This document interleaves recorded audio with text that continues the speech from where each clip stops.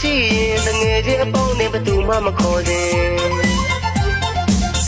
ဆွေမျိုးတွေကြားမှာငွေမရှိတော့လူရကမဝင်ရောက်ကမာကလည်းမခေါ်ခြင်းမပြောခြင်း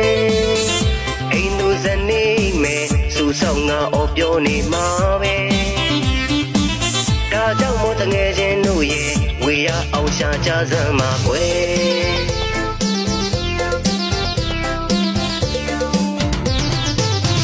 ငွေသာရှိရင်လောကကြီးမှာအလုံးစင်ပြေတငယ်ချင်းတွေကလည်းပေါင်းတင်ရတာစင်ပြေအောင်မယ်ဆွေမျိုးတွေကလည်းငွေရှိလို့ခေါ်ကြကြတယ်ရောက်ခမအိမ်တက်မျက်နှာမငယ်